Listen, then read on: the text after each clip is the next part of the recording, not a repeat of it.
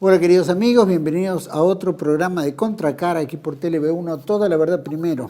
Agradecemos a todos los que nos siguen, nos difunden, nos acompañan, todo nuestro agradecimiento. También en estos 12 años los que colaboran con TLV1 agradecemos su aporte. Invitamos a muchos que lo puedan hacer, siempre es importante para que TLV1 siga en el aire y transmitirle a ustedes, como siempre hacemos, toda la verdad.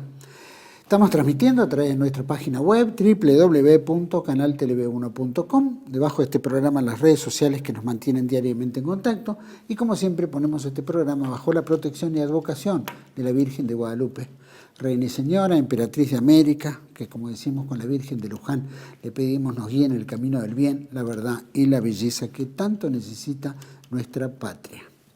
Programa de hoy vamos a tocar con nuestro querido amigo licenciado Carlos Joseaga, que es analista político y analista en términos energéticos, escritor, ha publicado varios libros y se conformó también llamémoslo proyectoargentino@yahoo.com, que es una forma en la cual usted nos puede escribir, traer a colación algunos temas que considera que son importantes en términos, ¿no es cierto?, de producción, de bienes que tiene la Argentina y poder plantearlos, tocarlos y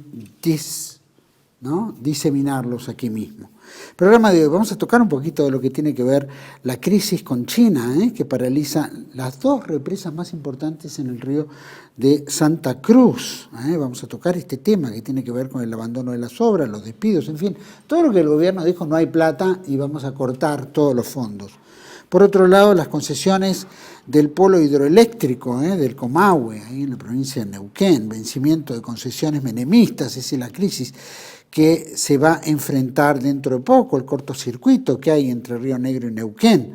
Y por supuesto, así hace vueltas que lleva todo esto con relación a lo hidroeléctrico.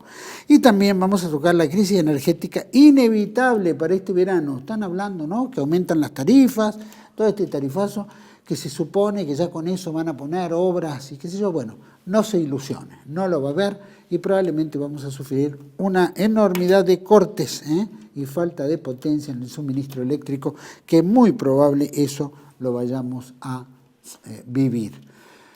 Estamos aquí compartiendo el programa tan agradable con Carlos Joseaga. Gracias, Carlos, por estar nuevamente con nosotros. Gracias, es un gusto, como siempre, estar con vos y con toda la audiencia. Sí, gracias, porque aparte el tema amerita, y aparte lo bueno que tenemos, que hacemos con vos es, bueno, es que lo hacés particularmente vos, es traer a colación un poco la historia, el desarrollo, ¿no es cierto?, lo que estamos viviendo y el potencial que podríamos utilizar o el potencial que se está dilapidando, ¿no es cierto?, en relación a nuestra capacidad productiva como argentinos. Y bueno, y es eso lo que vale en este programa para que los argentinos tomen conciencia, ¿cierto, Carlos? Sí, claro, la idea es que con estos enfoques y estos pantallazos se pueda ir como armando un RASTI. Es decir, porque en realidad un proyecto de país es un RASTI donde intervienen todas las fuerzas vivas y todas las cosas poniendo sus ideas y sus elementos. Pero no se puede hacer un RASTI sobre la arena. En realidad se hace sobre los recursos reales, sobre el poder que tiene nuestra nación como tal, y también en la configuración de una estructura para manejar esas cosas eficiente y a favor del pueblo, ¿no es cierto? Y no que porque tenés algo te lo vienen a quitar y bueno, y te van al revés, te van desarmando el RASTI para que nunca llegues a formar y organizar algo bueno. Entonces nosotros con esto lo que estamos tratando es de abrirle los ojos a la gente para que no se deje llevar por tantos cantos de sirena y tantas propagandas políticas bastante maliciosas, ¿no? Hace un rato una persona me hablaba y me preguntaba por estos asuntos, sobre todo con los culebrones que se ven todos los días en los medios masivos, y está llena la primera plana de todas esas cosas, y en chiquito salen los pequeños asuntos que realmente interesan, ¿no? Y yo decía, esto pasa porque hay que aprender de la naturaleza.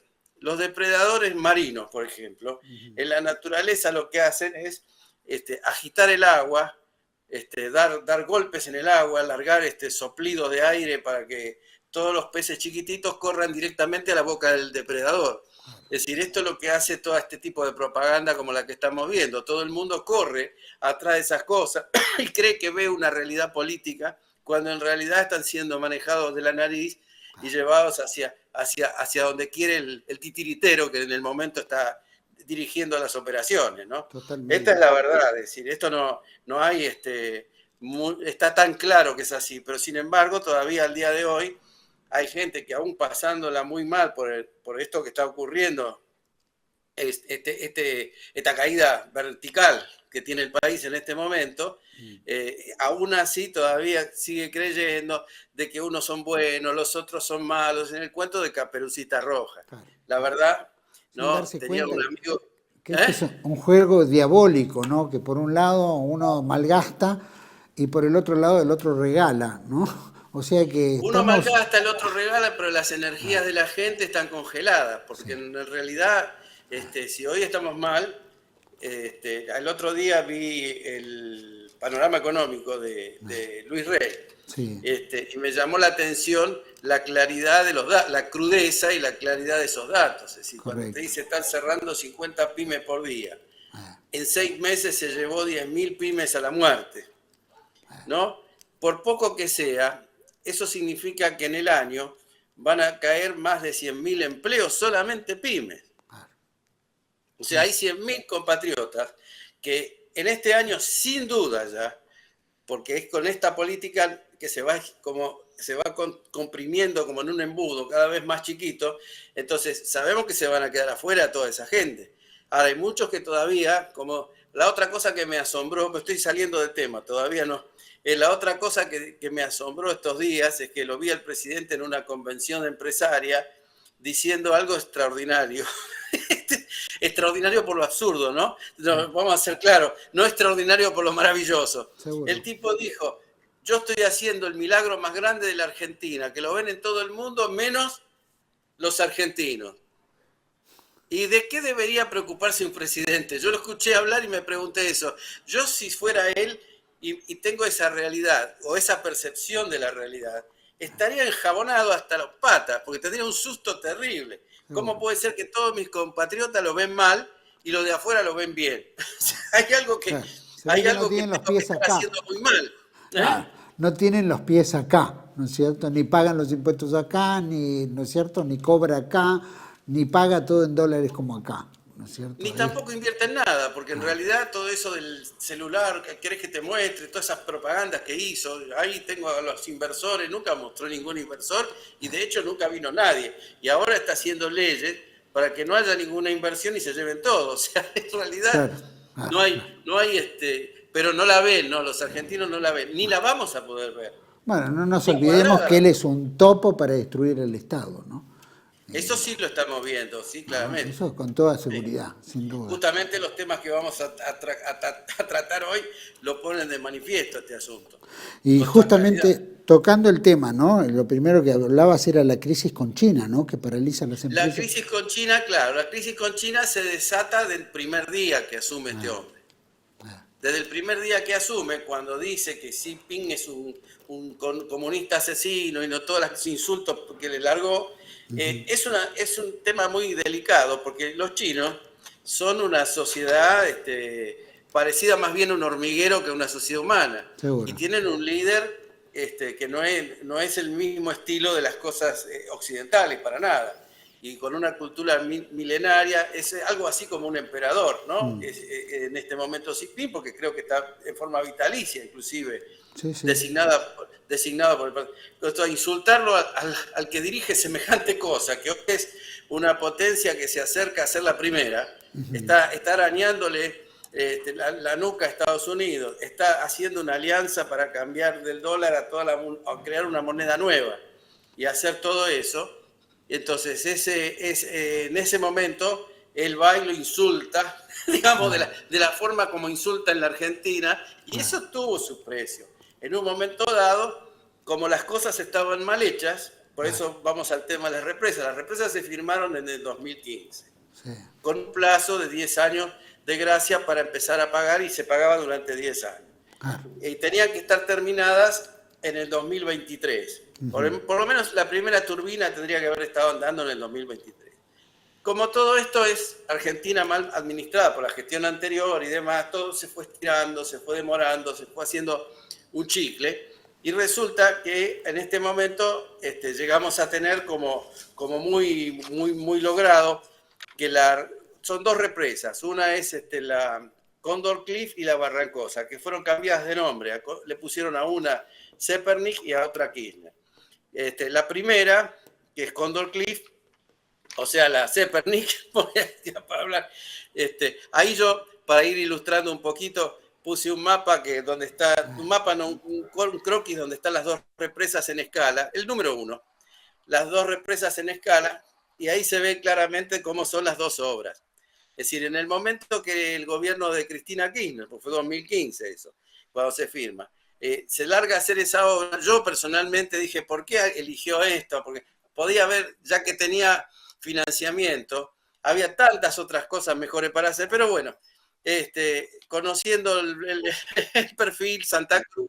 Claro, Bueno, era priorizar su provincia, digamos, de alguna manera. y los negocios de algunos de sus amigos como Lázaro Báez, esto fue lo que pasó. Pero no importa, la obra no deja de tener una importancia superlativa. Claro. Es una obra grande, es importante, va a causar un impacto positivo, no tan positivo como si hubiéramos gastado los 4.714 millones de dólares en otra cosa. Claro. Bueno, pero no importa, se empezó la obra. Finalmente, cuando las obras empiezan hay que terminarlas. Claro. Porque lo peor que se puede hacer es entrar en estos debates de que va para atrás y va para adelante, que se frena, que después se arranca un poquito, que se junta gente, que arranca de vuelta, vuelven a renegociar el contrato. Todos esos escenarios se dieron. Es decir, y se dieron durante todos estos años. Durante la época de Macri se congelaron y se renegociaron. Durante la época de Alberto se renegociaron, etcétera, etcétera. Y así seguimos hasta que quedaron totalmente frenadas en diciembre del 2023, cuando asume el motosierra. Y dice, todo esto contra Siping. Y Siping, digamos que tiene en sus manos dos cosas. Tiene el swap y tiene todos estos préstamos que no se materializaron.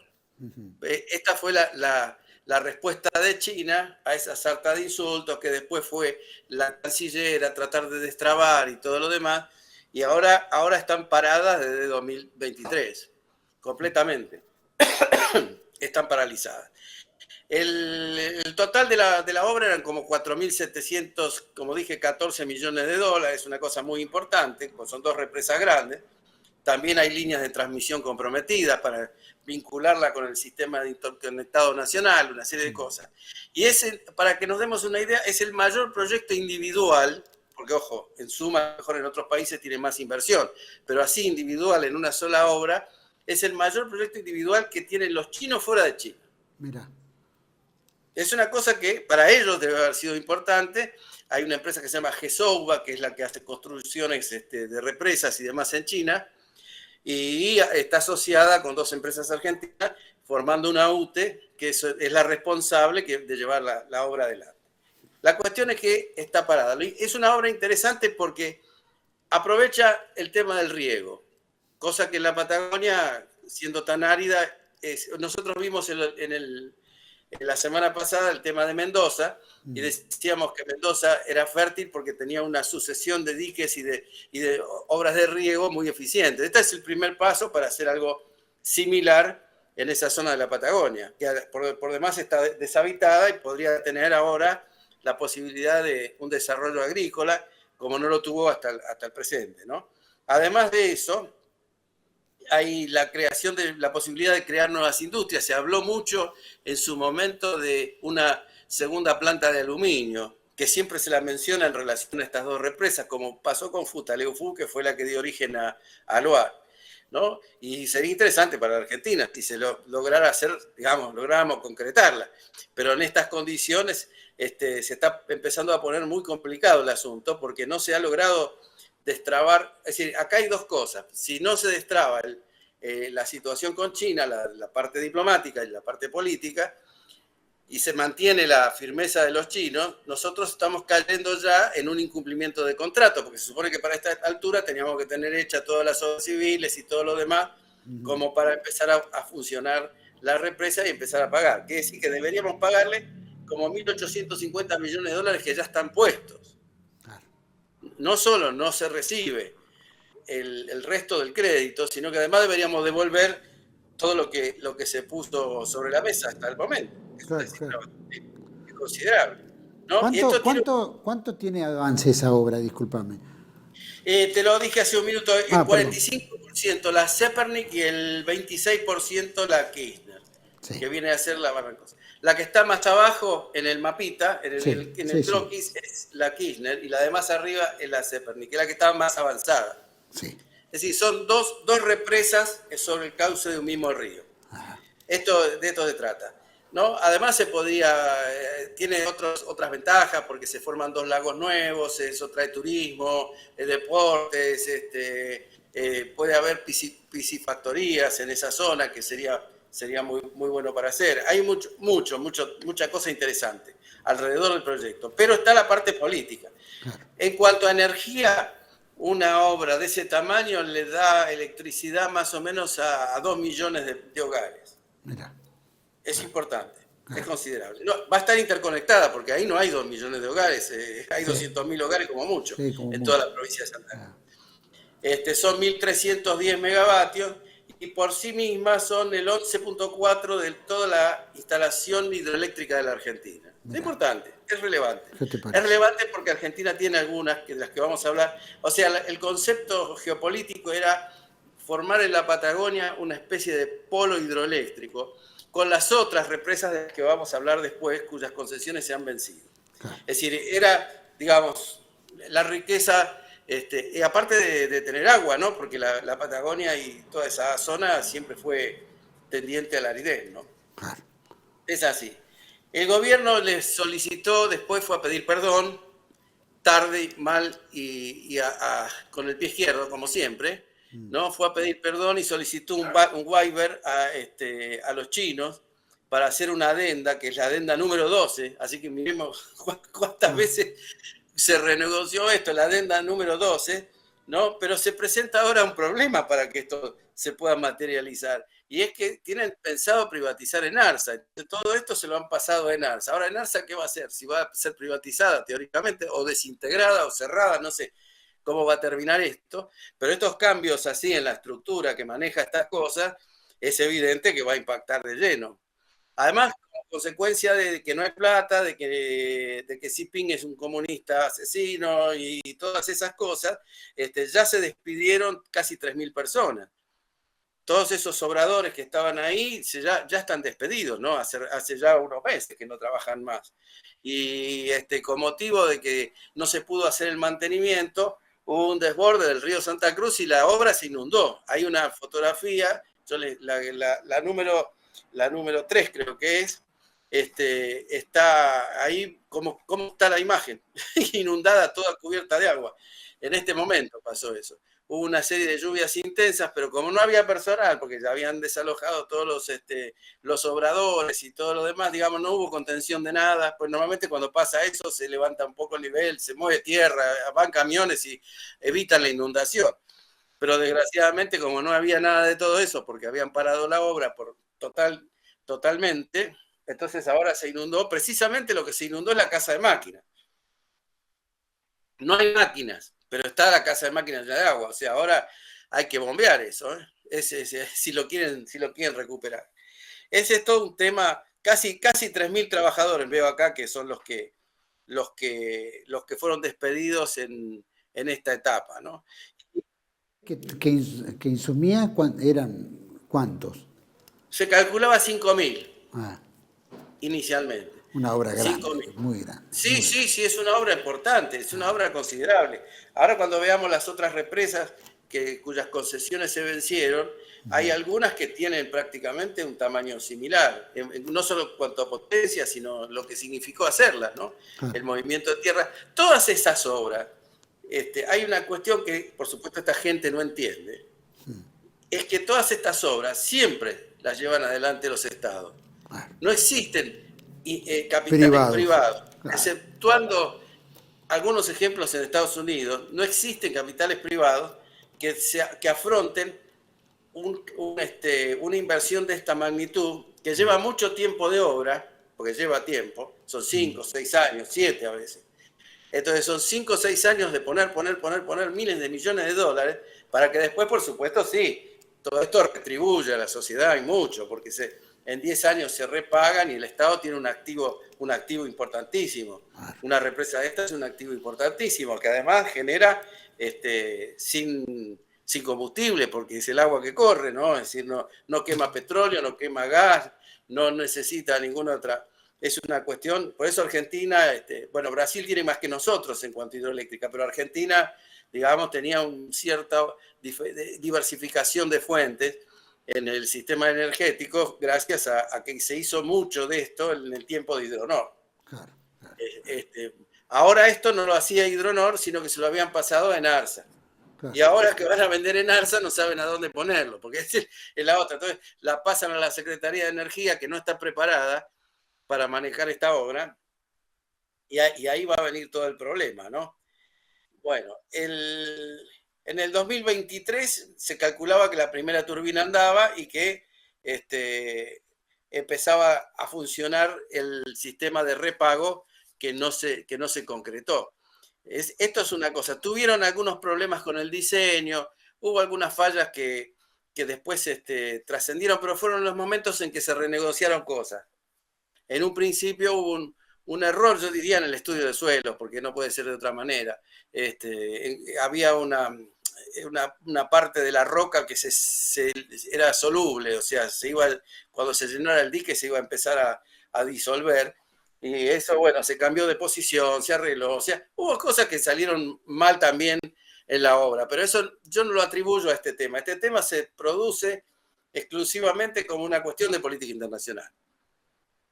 O sea, si no estaba en el medio este problema de política internacional, estas represas estaban construyéndose. Claro, ¿no? Y además la Argentina no ponía casi nada, ¿eh? Claro. Porque la Argentina únicamente hacía las obras civiles. Todo lo demás, todos los componentes electromecánicos, la ingeniería, todo eso lo pagaban los chinos. Claro. Que es lo que han pagado hasta ahora, porque hasta el momento vinieron pagando. Es más, entre algunas de las renegociaciones que tuvo, estuvo el caso de que Argentina no tenía para cubrir su parte y China le dio un préstamo puente para que así pudiera continuar, porque los chinos estaban interesados en hacer una obra tan importante fuera de China. Es decir, estaban interesados en eso. Los 10 años están muy bien porque esa represa con esa producción de energía, habría que considerar que era fácil de hacer el repago en 10 años. Ahora también está el otro tema, la generala Richardson, y que no quiere nada con los chinos, porque esas declaraciones insultantes procedieron de esa cabeza y de la boca de este presidente. La cabeza es la cabeza del Comando Sur de Estados Unidos y la bocota es la del presidente argentino, que es poco menos que un cadete, un chepibe de Estados Unidos y de Israel, ¿no? Sin duda, sin duda. Eso bueno, eso genera una crisis contractual, sin duda, ¿no? Que hay que renegociar, bien decías, y seguramente no son en los mejores términos, como bien planteaste, ¿no? No solamente eso, sino que nos cuesta unos 3.5 millones de dólares por día en pérdidas. ¿Qué es lo que esta represa venía a cubrir en el sistema? Porque al no estar esta represa funcionando como estaba previsto, el país se ha visto obligado a comprar GNL, justamente lo que hablábamos la vez pasada, para poner, y combustibles líquidos, para poner en las usinas térmicas, para cubrir la falta de potencia que significa haber programado la entrada en servicio de una maquinaria que no se concretó. Claro. O sea, a esta altura tendría que estar esto produciendo energía como lo hacen las otras, pero no se concretó. Entonces hubo que reemplazar eso. El costo diario de ese reemplazo son $3.500.000 al día, más o menos. Eso es lo que nos cuestan los insultos y el seguidismo de la política internacional de los demás. Terrible, terrible. Y eso obviamente hace una sumatoria en la pérdida enorme para el Estado, sin duda, porque no tiene la obra, no avanza en la obra, tiene el despido de todos los obreros, porque supongo que un obrero no le dice, bueno, mirá, no trabajas más. Supongo que hay que compensar el contrato. Este punto que me acabas de señalar me lleva a otro tema que no es específico de esta obra, sino de todas las obras que se suspendieron, que son en el orden de unas 3.000 a 4.000 obras suspendidas en todo el país.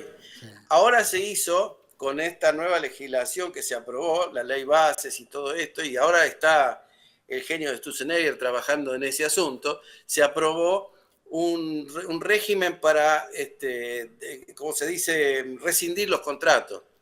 Y rescindir estos contratos suele ser mucho más caro que terminar las obras, siempre. Siempre, claro. Siempre, porque hay que pagar un montón de costos resarcitorios, hay que pagar intereses, están los préstamos que si nos reclaman los préstamos vamos a tener que devolverlos todos, ¿no? Sin haber funcionado nada, sin haber sacado un solo kilowatt de esto. O sea, rescindir no es tan sencillo. Eso de no hay plata y no... es decir, hasta ahora se vino manejando así. Dice, no hay plata y bueno, ahí lo dejo. Pero se está amontonando este problema como una bomba de tiempo. A veces uno escucha la bomba de tiempo financiera, qué sé yo, pero estas otras bombas de tiempo también existen. Claro, claro. Existen porque van a caer. Como cayó el juicio de YPF, como nos cayó, así como eso va a caer. Y tantos. Y en este aspecto, China, por supuesto que este tema de los trabajadores es un tema prácticamente interno, que el Estado va a tener que hacer algo, o mañana, no sé, en algún momento va a tener que pagarlo, porque eso es un contrato aparte. Los técnicos, ¿no es cierto?, los directores de obra, etcétera. Y en relación, digo, al préstamo que ha otorgado China, eso que vos dijiste que son renegociaciones que hay que hacer, se hizo 11 veces ya o 12 veces, ¿y esto qué implica? ¿Una pérdida para la Argentina? Porque para China... No, China está reclamando, primero reclamó una definición. Como la definición no se produjo, ahora está reclamando por su dinero. Claro. Los chinos son muy duros, es una cosa que hay que tener en cuenta. A veces la gente que firma estos contratos, antes de firmarlo, tienen que pensar que es un acreedor duro. China no es un acreedor. Mirá hasta dónde llegó esto, que los que expresaron preocupación por esta situación de las represas y lo que va a significar económicamente para la Argentina, fueron los tipos del Fondo Monetario Internacional. Seguro. Porque los tipos del fondo lo que le están diciendo a la Argentina es, muchachos, ahora que nos tienen que pagar a nosotros, ¿no? Les van a faltar 1.307 millones de dólares más por año. Claro. Por esto que están haciendo. Arréglense con los chinos, déjense de embromar. Esto se lo está diciendo el fondo. Claro. Por eso es que la Mondino viajó. Claro. Viajó a cerrar el pico de los insultos y a pedir perdón y no sé cuántas cosas más. Que a los chinos les importa tres pitos, eso, porque lo que es la actitud de China es geopolítica, no es solo plata. Absolutamente geopolítica. Claro. Es absolutamente geopolítica. Básicamente el mensaje es, si ustedes van a obedecer así a Estados Unidos, bueno, nosotros... A nosotros también. No nos chupamos el dedo. Claro, y la prueba está, hay ejemplos de obras que hizo China en África, por ejemplo, que obviamente en África son como nosotros, de alguna manera pagan si se le da la gana, si no se lo embute, la corrupción, es decir, todo lo que entendemos que ocurre, pero que China se sentó en la caja y cobra, y si no interviene el país, o bloquea todo, porque aparte no está jugando con un pichi, está jugando con un tipo que es de la pesada, bien dijiste, ¿no? Si no es el número uno, está cerca. Sí, tienen cosas positivas y cosas negativas. Es decir, te voy a decir, porque yo he vivido las obras de Alicura, Cerro Colorado Chocón, Planicie Banderita, Pichipicunlufú, todas esas. Sí. Y las empresas que estaban manejadas en ese momento, en realidad atrás de eso estaba Henry Kissinger. Claro. Es decir, ¿por qué? Porque era el promotor del grupo Impregí, Los Ollazo y todo el grupo Agnelli. Era Kissinger. Tanto que yo llegué a hablar con él una vez sobre ese asunto, porque era sobre la represa de Yacyretá. Es distinto. Es decir, estos grupos, en aquellos tiempos, manejados políticamente en ese momento por Estados Unidos, claramente, por Estados Unidos, que además era el que conseguía los créditos y ponía la plata, entonces vivían mucho de la especulación de los mayores costos. O sea, el negocio no era ir a hacer la obra, sacar la plata de la obra y terminar el asunto repagando un préstamo y bueno, y quedarse con una tecnología o cosas así. No, ya en esos tiempos estaba el tema de que la obra siempre estaba mal calculada, que había que hacer cosas nuevas. Entonces, cuando se terminaba la obra, caso típico, te puedo citar el de Yacyretá, ¿no?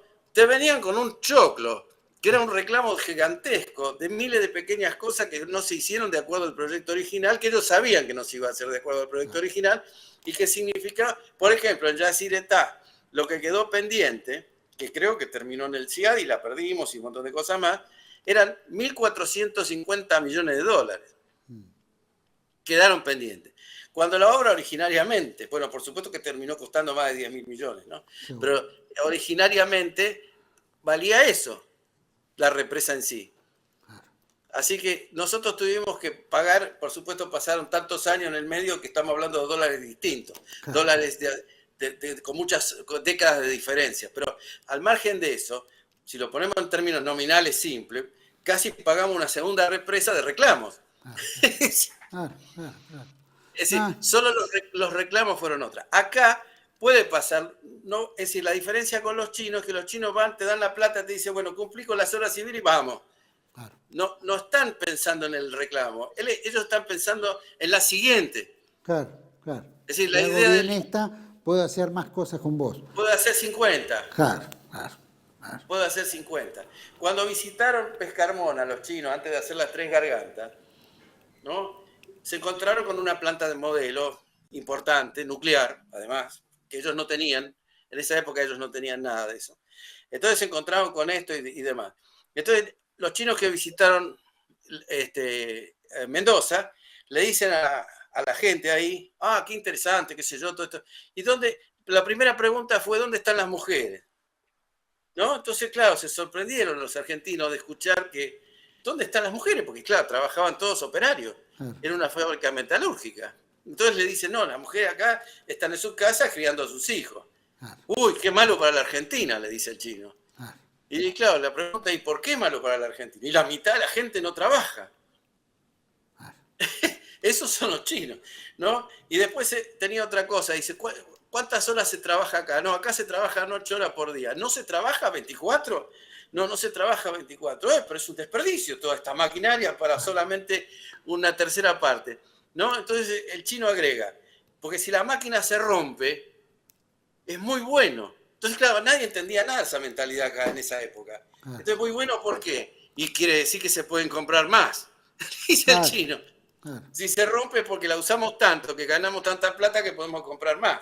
Es decir, esa es la mentalidad china, no es la misma que se veía en estos otros contratos que te hacían mención. Ellos querían sacar de una represa 10 y cobrar 10 por una. Pues los chinos quieren vender 10 y de las 10 ganar y con eso formar una estructura pro-china. Ahí está la estrategia. Es decir, el que no ve eso no entiende nada de lo que pasa. Mirá Brasil acaba de firmar un montón de mini centrales nucleares con los chinos. Todas esas centrales, pequeños reactores chiquititos que Brasil necesitaba, ya la firmó en el contexto de los BRICS, acaba de firmar con China. Y ahora va a tener, de ese tema vamos a hablar en el próximo programa o en otro. Lo que está haciendo Brasil en la materia, porque eso a nosotros nos va a afectar mucho geopolíticamente. Sin duda. Y mucho, porque Brasil va a hacer un cohete a la luna, la velocidad con que va. Y la lógica que decís es tal cual, ¿no? Si tenés 24 horas al día, más o menos tendría que ser como el trabajo de las minas, ¿te acordás? Que van cambiando, van rotando en horario, pero la obra se tiene que terminar mucho antes del tiempo establecido, ¿no? Si hubiera una cosa por el estilo. Un solo caso tenemos en la Argentina. ¿Cuál?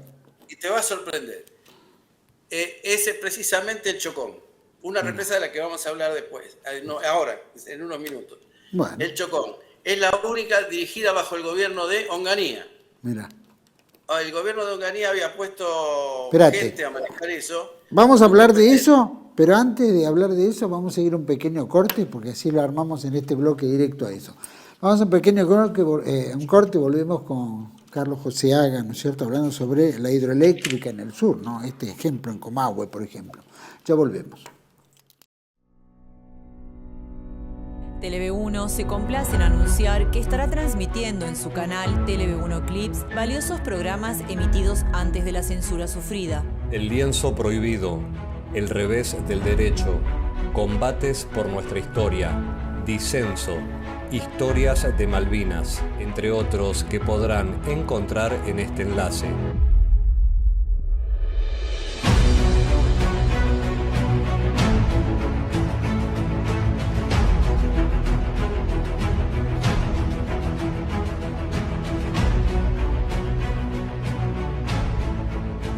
Agradecemos su aprovechamiento y difusión. Bienvenidos a CEPA, Centro de Estudios del Pensamiento Americano. Nuevo sitio web de cursos de formación en política, filosofía, historia, literatura, geopolítica, religión, psicología y más. Cursos de formación que reflejan el verdadero pensamiento americano. Lo invitamos a elegir el curso de su agrado ingresando en www.cepa.la.